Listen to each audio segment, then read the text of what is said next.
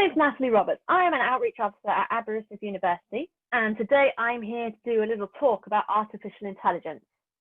Now, I do have a couple of objectives to today's talk.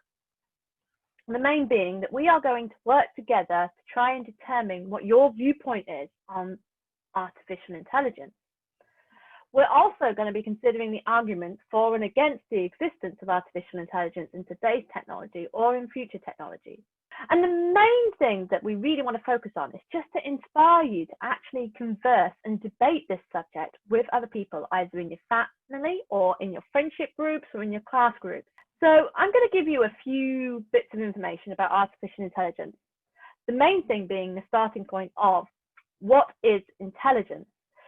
Because surely if we can actually frame what intelligence is, we can then determine whether we can create it artificially. We can start to look at the history and the definitions of intelligence. And if we go back to the ancient Greeks, the great philosopher Socrates made that famous phrase that I know I am intelligent because I know that I know nothing. So that is basically saying that something with intelligence is capable of recognizing its limitations. When Albert Einstein was asked what it meant to be intelligent, his reply was that the true sign of intelligence is not knowledge, but imagination.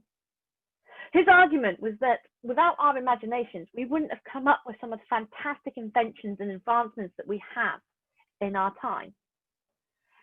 So if this is the definition that you want to take for what intelligence truly is it possible for a computer to demonstrate imagination?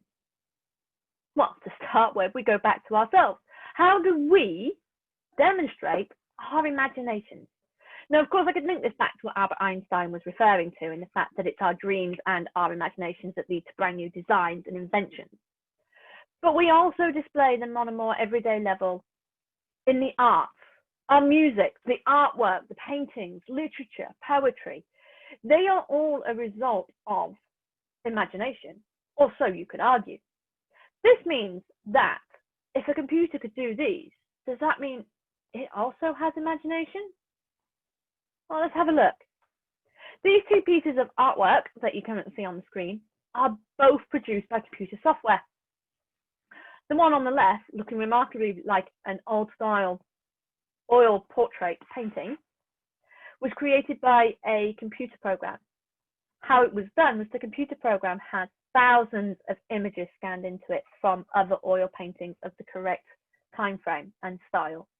And then once it had this huge collection to reference, it was then set the task of combining all the techniques and approaches to produce its own portrait. There wasn't actually a model for this. There was no actual person modeling for this portrait. It has taken the information it was given and been able to produce it. Not only that, but this became the very first piece of software-produced artwork to be sold at auction. And it went for $432,000. Now, the image on the right is slightly different. It's a very different form of art. This is the digital art form. Now, humans can use computer programs to produce such pieces like these, the colorful, abstract, or surreal images.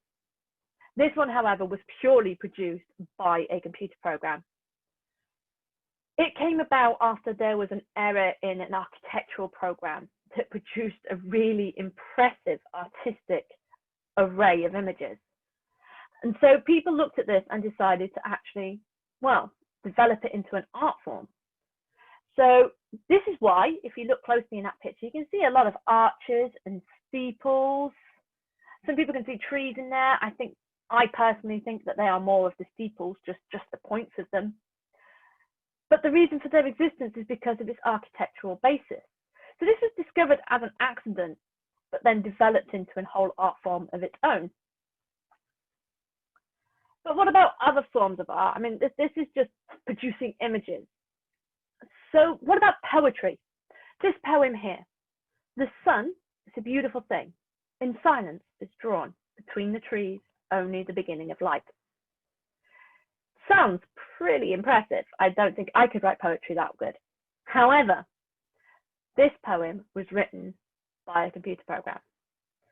It was given the rules of the style of poetry, and it was given access to a whole database of vocabulary that it could use for the poem.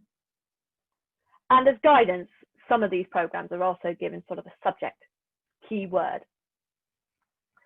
So wait a moment, these computer programs are doing things that we classify as representations of imagination. They can also help with music compositions. We have programs that can write whole articles given a title, and they can put in a whole argument or debate into an article or essay for you. So is this actually demonstrating imagination? Or are we just seeing the creator's imagination in the programming? But again, this has an even deeper question associated with it. What is the difference between programming a computer to learn from the masters of the past, to learn from previous artists in whichever field, and then applying it to produce their own? What's the difference between that sort of programming and the instruction that a human master in the arts would have? They too would study the subject. They too would have the role models for which they studied under. So this is where it starts to get really complex. Where can we see that division between programming and instruction? I'm going to now take us back to that initial question of what does it mean to have intelligence? And I'm now going to refer to the current Oxford English Dictionary definition of intelligence, which is the ability to acquire and apply knowledge and skills. This is very much based for artificial intelligence on the work of Alan Turing. Now, Alan Turing is considered to be the father of computing, and he came up with a couple of different things regarding intelligence within computer systems. The first of all is he's responsible for the Turing test, hence its name, with the whole idea that the computer intelligence would be able to convince a human that it too was human. Now, we have already had some chatbots developed that work online in chat forums and in various other settings that have already achieved this. They have managed to convince other humans within the forum that they too are human. So does that mean that they are intelligent? Well, Turing went that bit further and then said that a true sign of intelligence basically is the ability to learn. That if we wanted to create a true artificial intelligence, it would have to learn to be intelligent. At Aberystwyth University, we have a humanoid robot called iCub. Now, the iCub is based on a human toddler in both build and programming. And the aim is for our researchers at the university to have it self-learn hand-eye coordination. So figure it out on its own. Learn where its hand is in relation to the rest of the environment. Learn how to reach and grab for an object in a very similar way, although much faster way, than a toddler would. So, I'd like to take us now to a little activity. This activity is one that I would really encourage you to take away. Share it with family members, share it with friends, share it with classmates, because I can guarantee you will not have the same answers. So what you'll need at the moment is I need you to make sure you've got a pen and piece of paper in front of you. And what I need you to do then is to write down each of these items. Now, the whole aim of this activity is to take these 7 items and to rank them. So at one end of the scale, you want to have the least intelligent object. And at the other end of the scale, you want the most intelligent object. But I need you to consider about what you think intelligence is. So I believe most people will have the same pictures at the very beginning and the very end of that line. But I can guarantee you there'll be a lot of variation for the images in between in regards to what order they are in. Now, if you really want up for a challenge or you want to expand on this, you can visit the website that's currently shown at the bottom of this slide. And if you go to the computer science section on that website, you will find the 7 conference link to the rest of the activity pack. That includes an additional 23 items and their images. So let us just have a quick look at these 7. Right, top left, we have your classic NPC, your non-player character within a computer game. Now, if we were to look at one such as a zombie from Minecraft, we wouldn't call that intelligent. It is just, in fact, they get stuck in every hole that you leave around.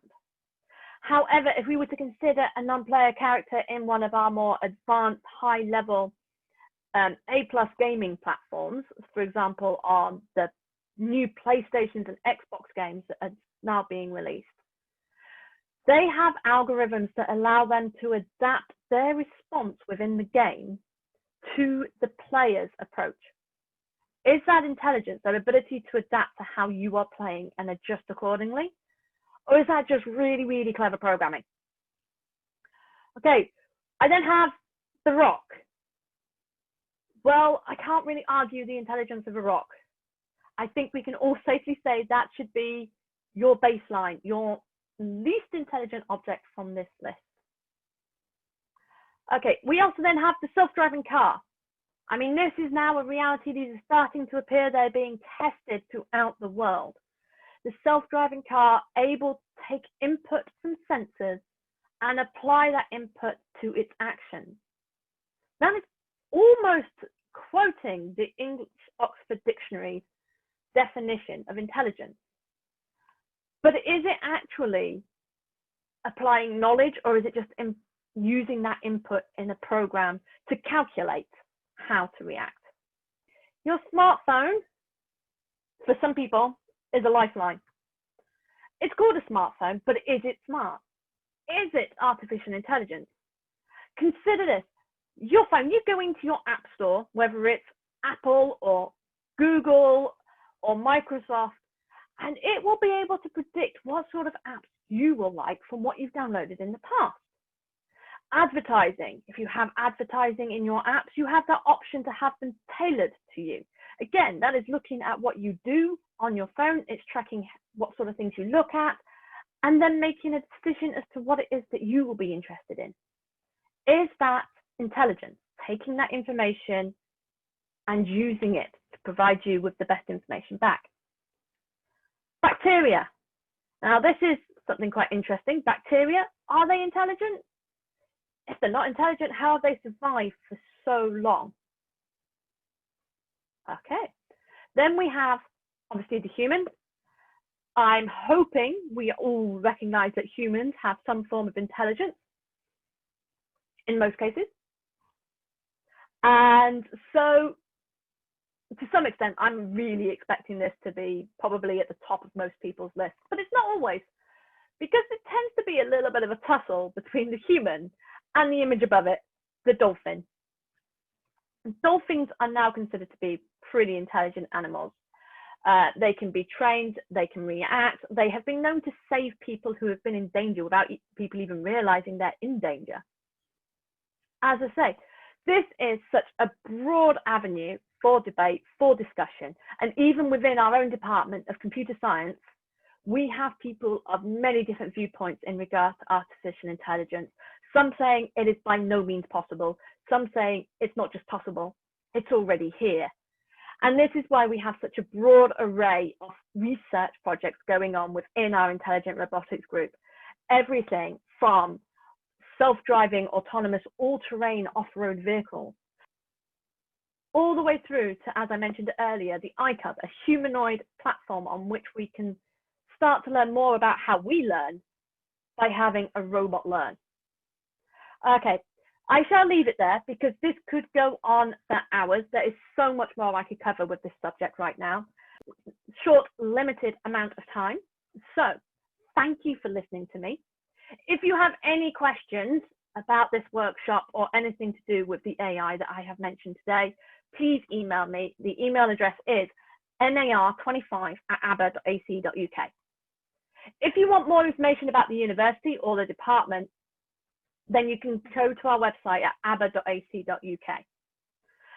For more outreach workshops and online resources, please go to that website. It's the same one as I had on the previous slide, users.aber.ac.uk/NAR25. It has lots of online workshops, worksheets, activities, information from the departments of business, computer science, information studies, maths, and physics.